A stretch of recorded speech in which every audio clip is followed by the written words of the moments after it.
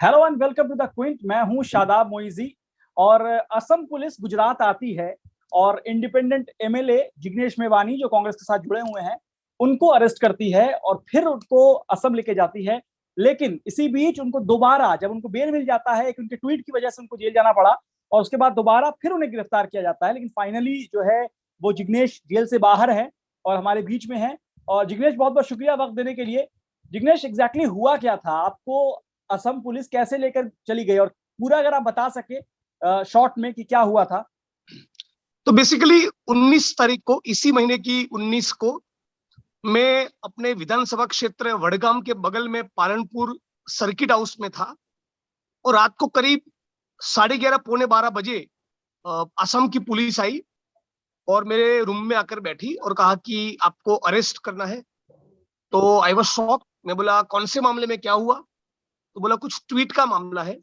मैं बोला फाइन, मुझे एफआईआर का कॉपी दिखाइए और मेरे फैमिली और लॉयर से बात करने दीजिए, और कौन सी धाराओं के तहत ये ऑफेंस दर्ज हुआ है, ताकि मैं भी थोड़ा उसके ऊपर कुछ सोच पाऊं, मेरे वकील से एक बार बात करूं, कंसल्ट करूं, and then we can move on. लेकिन वो बात भी करने नहीं दिया परिवार से, न वकील से, न एफआईआर का कॉपी दिया, कुछ नहीं। तो जो एपेक्स कोर्ट ने डीके बसु का जो गाइडलाइन सेट किया है, और न केवल डीके बसु, बहुत से सुप्रीम कोर्ट और हाई कोर्ट के जजमेंट्स जो है, जिसमें एक प्रकार से जूरिस्प्रूडेंस जो इतने सालों के दौरान हमारी जुडिशरी ने डेवलप किया है, किसी भी व्यक्ति को डिटेन और अरेस्ट करने के वक्त क्या उसको ये राइट से, सबका वायोलेशन, ये जानते हुए भी कि मैं एक विधायक भी हूं और वकील भी हूं। और फिर मुझे वहां से बगल के पुलिस थाने में ले गए, वहां पे ऑन रिकॉर्ड मेरा अरेस्ट दिखाया, और फिर वहां से मुझे एयरपोर्ट, अहमदाबाद एयरपोर्ट लेके गए, जो करीब 120-130 किलोमीटर की दूरी पर है। रास्ते के दौरान भी मैंने कहा कि भी एफआईआर का कॉपी दीजिए, और एक का डेस्परेशन था, बहुत जल्दी के मूड में थे, न जाने क्या, कौन सा बड़ा गैंगस्टर को पकड़ के लाए हो। और इंटरेस्टिंग बात, मैं भी बाद में, अब जब रिलीज होकर आया तब मैं थोड़ा सोच रहा हूं कि 19 तारीख को गिरफ्तारी हुई, एफआईआर भी 19 को हुआ। अब एफआईआर 19 को कोकराझार हुआ। पुलिस स्टेशन 19 को एफआईआर हुआ, 19 रात को ही मेरा गिरफ्तारी हो गया। मतलब कि कोकराझार के पुलिस स्टेशन से 4.5 घंटे की दूरी पर गुवाहाटी, वहां से फ्लाइट पकड़ के या तो आप दिल्ली जाएंगे या तो बेंगलोर, फिर वहां से आप आएंगे अहमदाबाद, कैब करेंगे, और फिर मेरा कॉन्स्टिट्यूंसी है 140 किलोमीटर दूर अहमदाबाद से। ये पूरा कार्यक्रम एक दिन में हो कैसे गया? सारा काम आसाम गवर्नमेंट, आसाम पुलिस छोड़कर 2,500 किलोमीटर दूर बैठे उस एमएलए को कैसे पकड़ा जाए, इस बात का जो डेस्परेशन है, वो ये इंडिकेट करता है कि किसी की सूचना है। अदरवाइज जनरली पुलिस का जो लेथार्जिक अप्रोच हम लोग इस मुल्क में देखते हैं, अरे भाई हाथ जोड़ने पड़ते हैं, गिड़गिड़ाना पड़ता है, धरने पे बैठना पड़ता है, रैलियां करनी पड़ती है, तब जाके गिरफ्तारियां होती है, तब जाके ऑफेंस दर्ज होते हैं, हम लोग लड़ते हैं तब बहुत से केसेस फाइल होते हैं। तो यहाँ पर जिग्नेश जिग्नेश, बिना आप ये किसी कहना। की सूचना के ये हुआ हो, मैं मानता हूं नहीं। एक और दूसरी बात, I will just take 2 minutes.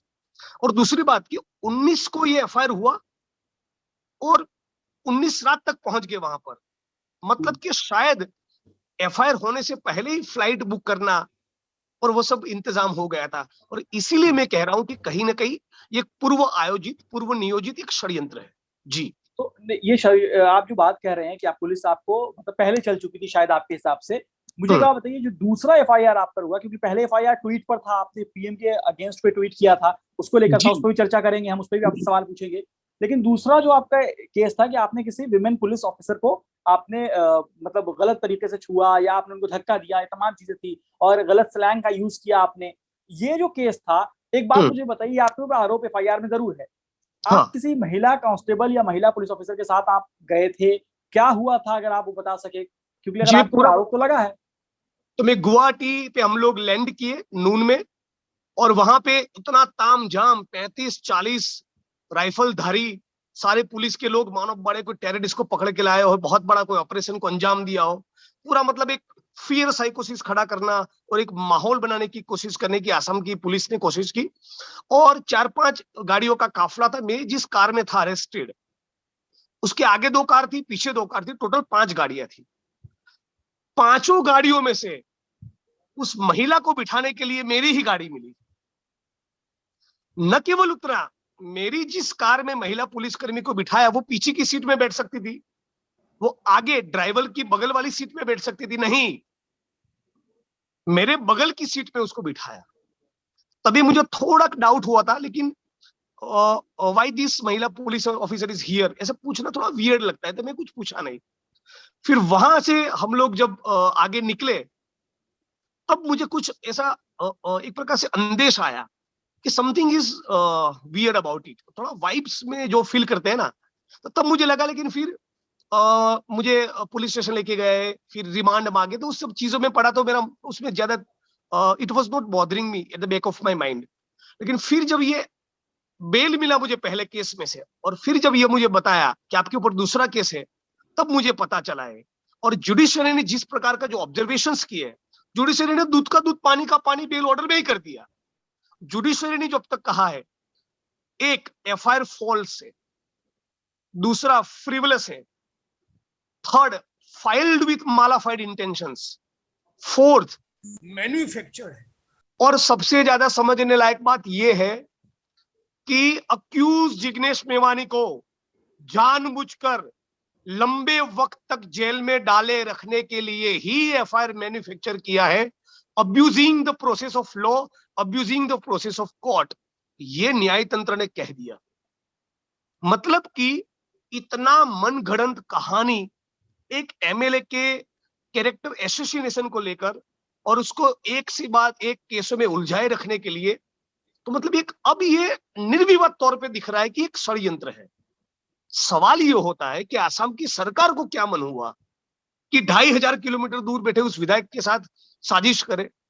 नक्की उनके ऊपर उनके किसी पॉलिटिकल बॉसेस का फोन आया, और उन्हीं की सूचना के तहत ये मुकदमे दर्ज हुए हैं। जी जिग्नेश, एक बात मुझे बताइए कि आप ये बता रहे हैं सारी बातें, उसमें जो आपको बारपेटा की जो अदालत है, आपको सेशन कोर्ट में जो जज ने जो भी जजमेंट में कहा है आपके ऊपर, मतलब कि एफआईआर फर्जी था, तमाम चीजें कही हैं, लेकिन उसके बाद असम सरकार जो है वो गुवाहाटी हाई कोर्ट जाती है, और हाई जी कोर्ट में आपके खिलाफ बेल ऑर्डर जो है आपका, उसको रुकवाने के लिए वो वहां पहुंचती है।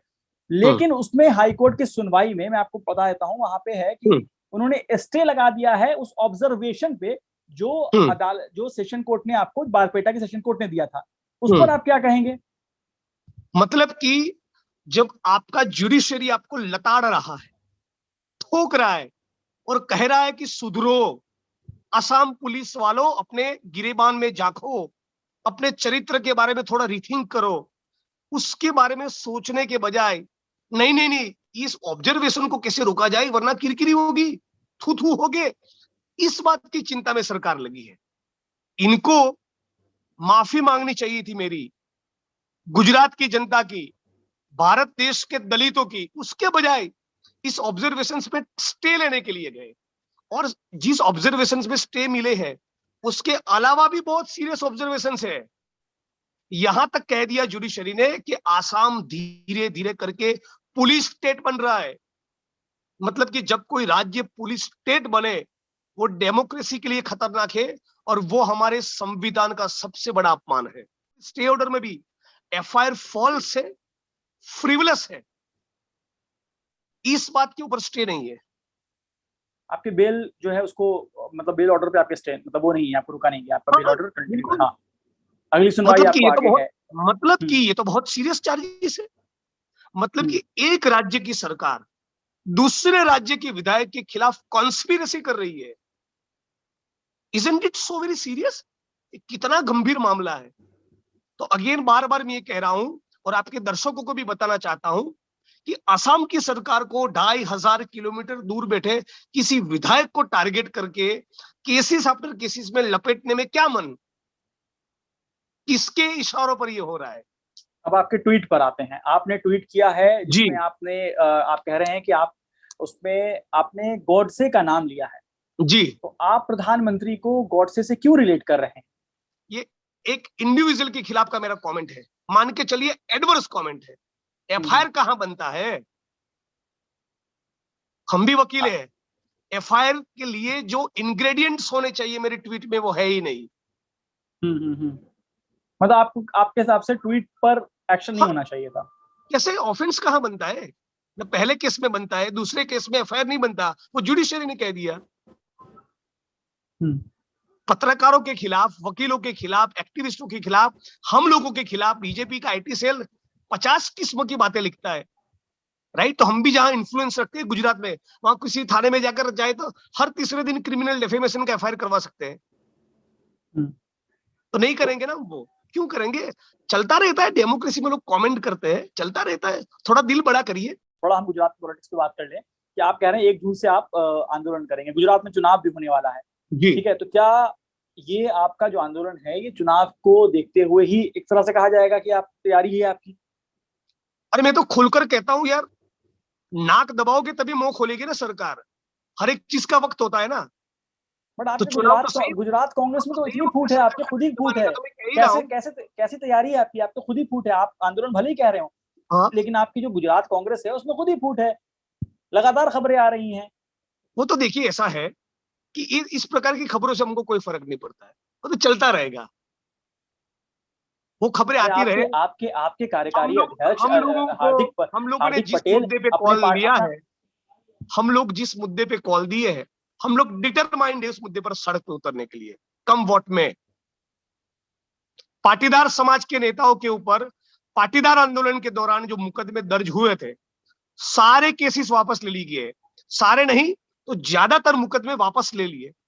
तो ऊना के वक्त दलितों के ऊपर जो मुकदमे दर्ज हुए वो वापस लीजिए। मेरे विधानसभा क्षेत्र वडगाम के मुस्लिम समुदाय के साथियों के ऊपर मुकदमे दर्ज हुए, 72 लोगों को 3 महीना जेल में रहना पड़ा, केसेस लीजिए वापस।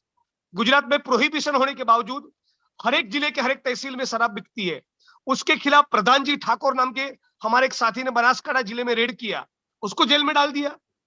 जो लोग शराब की बिक्री करते थे, शराब के अड्डे चलाते हैं, उनको नहीं, जो रेड किया उसको। तो ये सारे केसेस वापस लिए जाए, नहीं लेंगे हम सड़क पर उतरेंगे।